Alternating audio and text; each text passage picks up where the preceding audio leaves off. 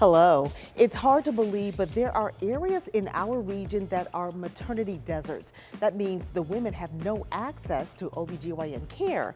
We'll tell you what local medical professionals are doing about it. And there's a program in Pittsburgh that helps teenagers see their potential to run a business or manage a company in spite of experiencing homelessness. The CEO was here to tell us about the Teen CEO program. Plus, we're catching up with the cast of the Pittsburgh Opera production of The Passion of Mary Cardwell Dawson. And we tag along as they get a personal tour of where Dawson made her mark on the opera world right here in Pittsburgh. So pull up a chair and meet us at the corner. Intersection starts right now.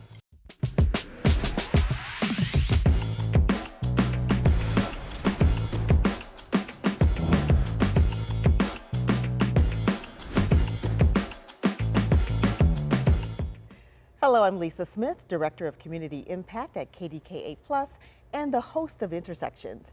Imagine you're pregnant and there's no OBGYN in your community. That's the situation right now in some local areas, especially areas with large minority populations. But there are some solutions being used around our area to help make sure women are getting the help they need. Joining me now to have this discussion are Dr. Raquel Tripp. She is an attending physician in emergency medicine at UPMC Magee Women's Hospital. Gianna Hodges, lead doula with the Birthing Circle of Magee Women's Hospital. And Bonita Pinnell, outreach coordinator with, of course, Magee Women's Hospital. Welcome, ladies, to Intersections. Thank you. Thank you. Thank you. So, this is such an interesting topic, and, sometimes you hear it, sometimes maybe you don't, but there is this history when it comes to African Americans and the medical community and Black women. So, Dr. Raquel, tell us a little bit about that history and kind of how we have progressed since some of those things happened. Sure. So I would say when we're looking at OBGYN care, we actually first look at the granny midwives. And these are the Black midwives that initially were part of the enslaved people, at that period of time, really before the 19th century. And they provided maternity care. So they were delivering Black babies, white babies. They were the ones that were responsible for delivering all the child care and the maternal care at that period of time.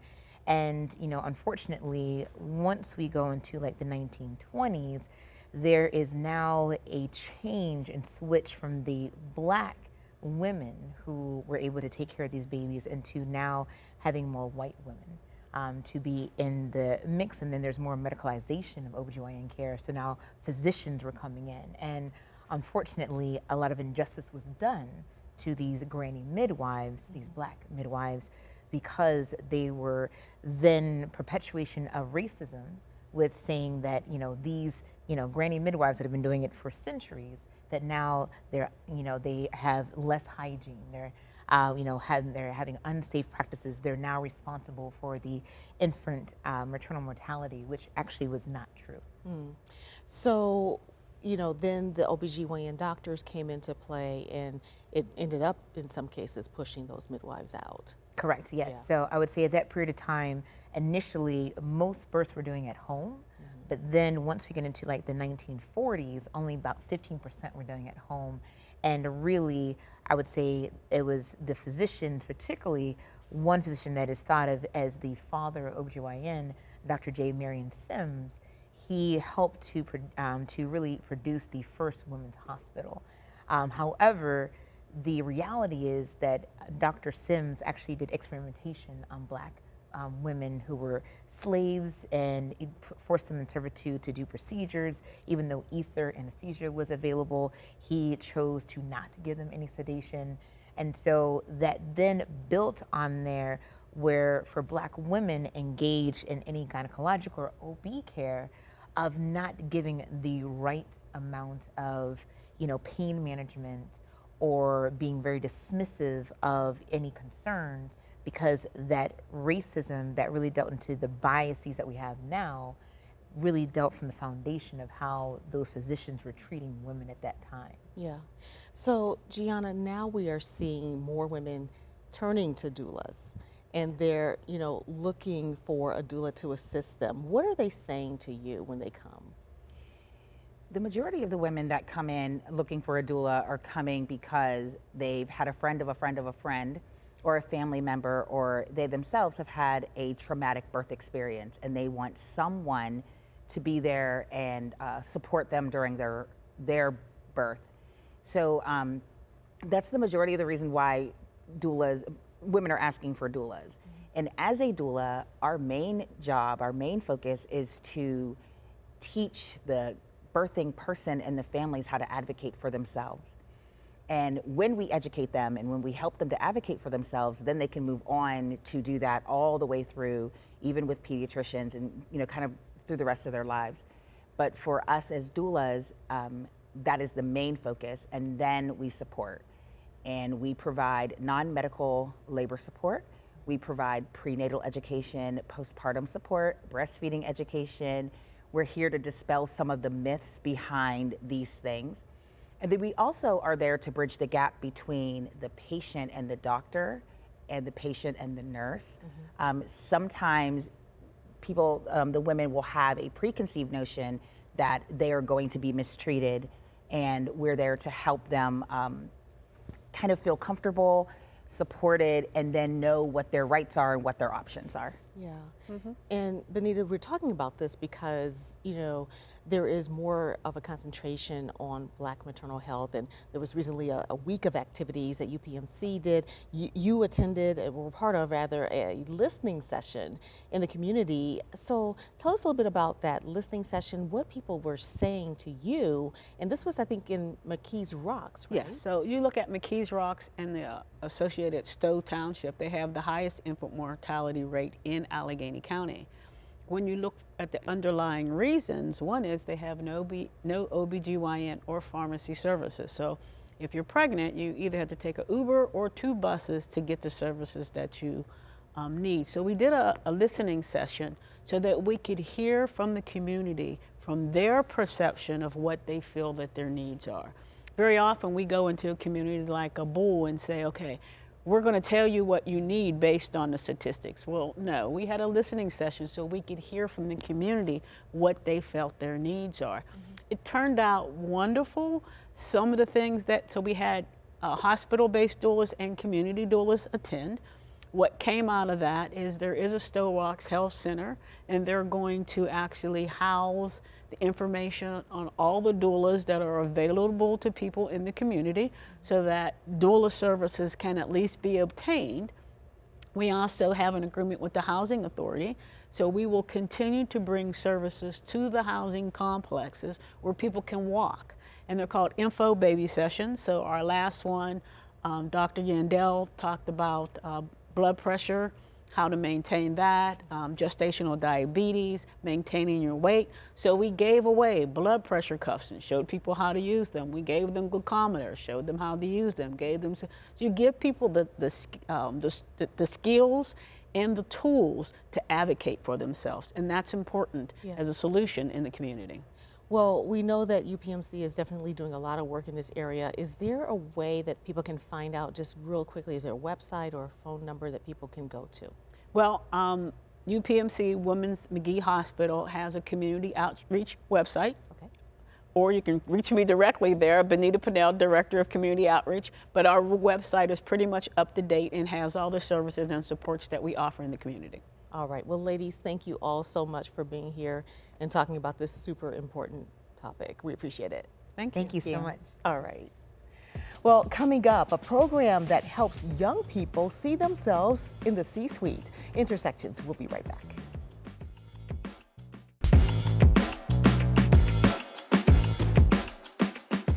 Many times what you decide to do as an adult is determined by what you're exposed to as a child. That is why the Homeless Children's Education Fund is working with students to help them explore careers in spite of their housing status. It's through a program called Teen CEO, and joining us today to talk about it is AJ Jefferson. She is the CEO of the Homeless Children's Education Fund. Welcome back to Intersection. Thank you so much, Lisa. Appreciate you welcoming me back. Yes, absolutely. So, you know, a lot of times when we talk about those experiencing homeless, we a lot of times don't think about the kids. Right. So tell us, for those who maybe who aren't familiar, tell us a little bit about what you do.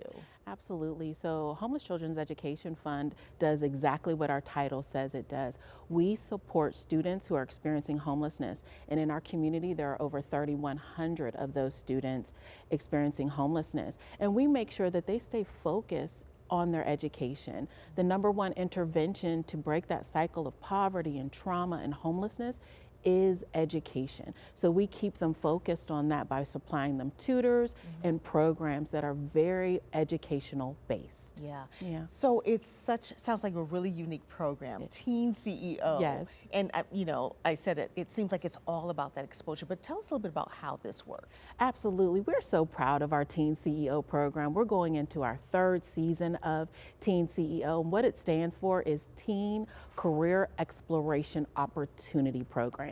And again, we like to create titles and explain what it is in the titles. We literally take students who have or are experiencing homelessness and we put them on work sites. We put them at Dollar Bank. We put them at the mayor's office, the Penguins, the Steelers, you name it. We have students who are interning on those sites.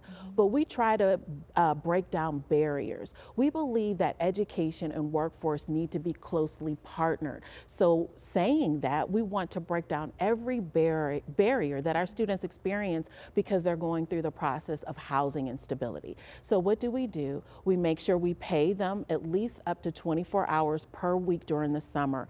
$18 an hour. We make sure that they have a bus pass. We make sure that they have emergency assistance. We make sure that they have a clothing allowance. We want to make sure that they're comfortable on any work site. If you're going into a bank, you need to be prepared to work at a bank. We make sure that they have a weekly stipend for them to get food or anything else that they need.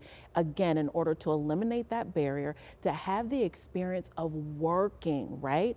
I was in high school and I worked, but I never got to work at a bank with the mayor. I never got to work at the Penguins office, the Steelers office. These students are getting the experience that will motivate them to stay focused on their education.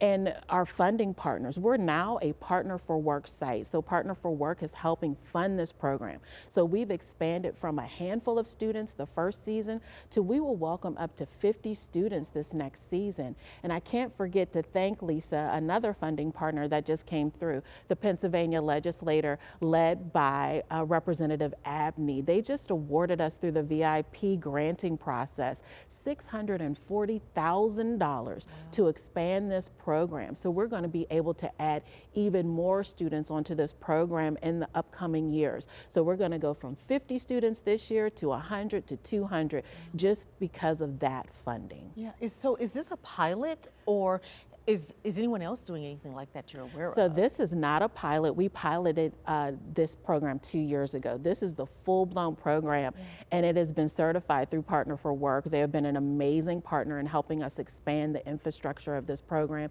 and the curriculum. So not only are our students getting real-world working experience, they have to punch in, they have a timesheet they need to fill out, they need to be to the work site on time, they have a project that they're required to fulfill during this process, but they also have to do a report at the end of this, and they get paid just like you and I get paid. They get a direct deposit in their Dollar Bank banking account. Again, another supporter of our organization and our students. So this is real world, but the organic relationships that developed are invaluable. When you intern with somebody and you're working with a supervisor multiple days during a whole season, you develop a relationship and a bond. And what we've seen naturally happen is our students are now not only reaching out to us, but they're reaching out to their mentors, their previous supervisors, to help them with real world issues that they're facing. And that's amazing. You're having students build this network of support that gets them over the hurdle and over the hump of what they're facing. So are these high school students? Yeah, they are rising juniors and rising seniors. So we're again exposing them right before they make that transition into young adulthood. And they're making decisions. They're making college decisions, post-secondary education decisions, and career decisions going through this program. So can you imagine if we had interns in every major company and corporation in our region? We would be making a huge dent in helping to eliminate homelessness, all right? Because it's focused on education. It has a curriculum-based model that brings students into a classroom and teaches them real-world career curriculum.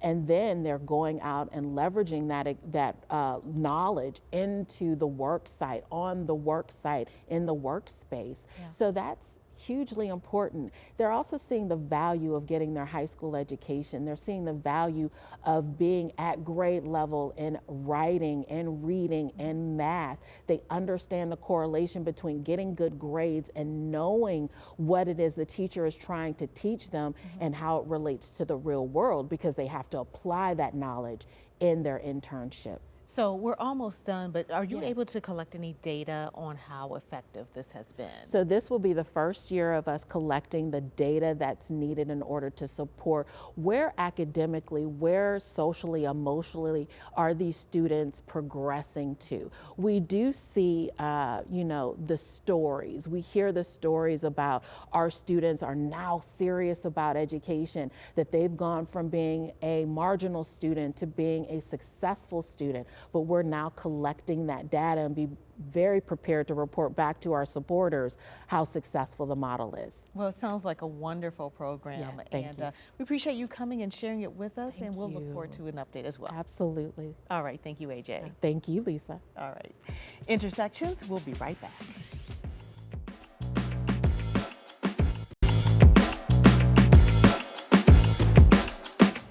Well, later this month, the Pittsburgh Opera will present a performance based on a Pittsburgh hidden figure, Mary Cardwell Dawson. As a classically trained opera singer in the 1940s in Pittsburgh, she was denied performance opportunities because of her race. She went on to form the National Negro Opera Company, which traveled the country from its home base in Pittsburgh.